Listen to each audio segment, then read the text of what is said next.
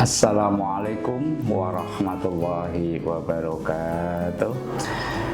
Saya Busroni Majid, Kepala MTSN 5 Sleman, yang pada saat ini saya akan melakukan suatu kompetensi yang berkaitan dengan diri saya, yaitu kompetensi supervisi. Dan pada saat ini saya akan menyampaikan atau melakukan supervisi dengan model coaching. Perlu diketahui bahwa banyak model supervisi. Ada supervisi mentoring, ada supervisi klinik, dan juga ada supervisi coaching. Nah, pada kesempatan ini saya akan bersama dengan guru yang ada di MTSN 5 Sleman ini untuk melakukan supervisi bentuk coaching. Apa itu supervisi bentuk coaching? Yaitu suatu supervisi yang melibatkan cukup intens guru yang akan kita supervisi, dengan tujuan adalah untuk meningkatkan kompetensi dan kualitas pembelajaran. Jadi kepala madrasah tidak mengajari guru, tidak, tetapi nanti akan banyak mengeksplor guru yang bersangkutan, kemudian nanti akan didiskusikan. Ingin tahu tentang lebih jelasnya tentang supervisi coaching? Mari kita ikuti beberapa langkah yang akan kami lakukan. Ada 3 langkah di dalam pelaksanaan supervisi model coaching. Yang pertama, pra-observasi, yang kedua adalah observasi, dan yang ketiga adalah pasca observasi. Langkah pra-observasi adalah kami, kepala madrasah, akan berkomunikasi secara intens dengan guru yang akan disupervisi. Saya akan mencari mengapa latar belakang yang akan ditunjukkan oleh guru, dengan melalui saya akan mendetaili RPP atau model ajar. Model pembelajaran apa yang digunakan, sarana apa yang digunakan, dan tujuan utama dari pembelajaran yang akan dilaksanakan pada saat itu. Nah, itu akan diungkap oleh guru yang akan disupervisi, sehingga saya akan mengetahui tujuan dan ketepatan di dalam pelaksanaan yang nantinya akan saya observasi secara langsung. Pak Jabar, sesuai dengan jadwal yang sudah saya sampaikan, saya edarkan, hari ini kita akan mulai supervisi kepada Pak Jabar sebagai guru bidang studi IPA. Namun model yang akan saya lakukan adalah model coaching. Sudah siap ya terkomunikasikan? Barcode-nya juga ya. Oh gitu ya. Jadi ini untuk RPP-nya. Jadi selain saya nyetak, saya juga sudah taruh di LMS-nya. Nanti mungkin kalau Pak Majid mau ngecek bisa, itu bisa di web madrasah. Modul ajar, oke ya. Modul ajar. Ya, ini sudah tertayang, jadi sudah terbukti. Baik, saya akan melihat RPP-nya ini.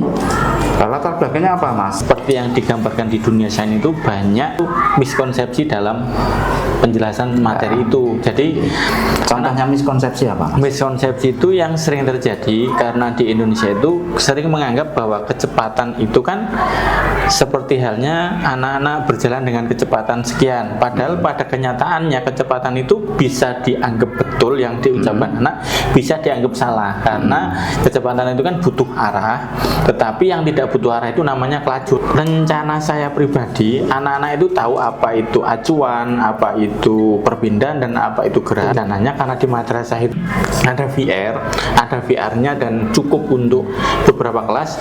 Nanti akan saya coba mereka untuk melihat gerak secara. Kalau dengan VR itu mereka nanti punya gambaran, oh kalau ngebut, kalau pakai roll berubah kecepatan seperti apa, dan titik acuannya seperti apa. Nanti harapannya seperti itu. Berdasarkan pengalaman. Dan ini juga insya Allah nanti saya sesuaikan dengan tema KBC yang sedang dicanangkan oleh Kementerian Agama. Pak Jabar sudah membayangkan belum atau nama istilahnya memitigasi hal-hal yang mungkin terjadi dari kekurang sesuaian antara harapan dan nanti realita yang ada. Spek minimum, kalau kita main game itu kan ada minimal spek perangkat yang bisa itu nanti modelnya berkelompok. Siapa tahu nanti ada yang HP-nya bagus. Ini kan kelihatannya wah gitu ya, wah. Pembiayaan gimana? Oh, okay. Alhamdulillah kan sudah anak-anak sudah dikasih hanya itu apa akses buat wifi sekolah dan kecepatan juga bagus. Observasi sudah kita anggap cukup dan RPP sudah siap.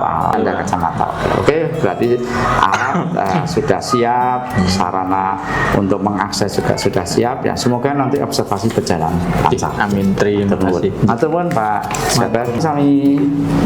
Assalamualaikum warahmatullahi wabarakatuh.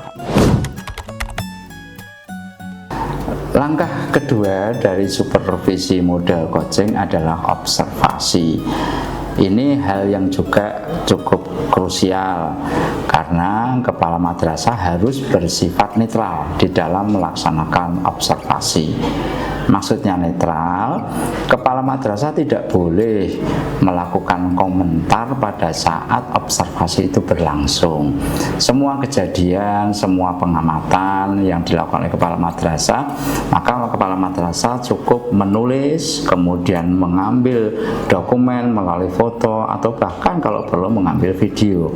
Yang gunanya untuk apa? Nanti sebagai bahan untuk analisis bersama dengan guru yang disupervisi. Nantinya kan guru akan melakukan refleksi dari apa yang dilakukan berdasarkan tujuan yang telah dicanangkan dan ketercapaiannya. Nah, akan terjadi sinkronisasi nanti pada saat pasca observasi yang sebelumnya terjadi observasi.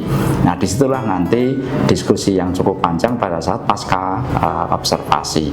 Pada saat observasi, sekali lagi kepala madrasah tidak boleh berintervensi atau mengintervensi KPM, meskipun bisa jadi kepala madrasahnya berlatar belakang sama, yaitu mata pelajarannya dengan guru yang disupervisi.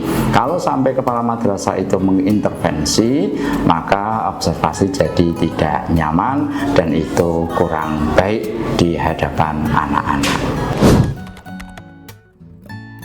Adapun langkah yang terakhir dari supervisi model coaching adalah pasca observasi. Ada beberapa langkah yang di dalamnya harus dilakukan. Yang pertama, tentu guru dan kepala madrasah dalam satu forum. Ya, bisa di ruang kepala yang bersifat ya obrolan sehingga guru tidak ada nervous, tidak ada grogi. Guru yang telah disupervisi melakukan refleksi atas ketercapaian pembelajaran yang tentunya berbasis pada RPP atau model ajar. Kemudian kepala madrasah memberikan analisa dari hasil observasi yang sudah dilakukan. Bisa berupa data-data pengelolaan kelas, data-data kesesuaian antara model ajar dan yang dilaksanakan. Kemudian problematika yang diamati oleh kepala madrasah itu disampaikan. Kemudian yang berikutnya, guru dan kepala madrasah mensinkronkan sekaligus menginventarisir problematika yang muncul pada saat terjadinya pembelajaran. Dan setelah sinkron, maka langkah berikutnya adalah menginventaris pula kemungkinan solusi yang bisa muncul dari problematika tersebut. Maka disitulah terjadi dialog, kesepakatan, maka disepakati solusi-solusi yang akan dilaksanakan. Nah, setelah munculnya solusi itu akan terjadilah yang disebut dengan follow up atau tindak lanjut dari apa yang dilakukan oleh guru. Dan itulah tujuan dari yang namanya supervisi model coaching. Semoga bermanfaat.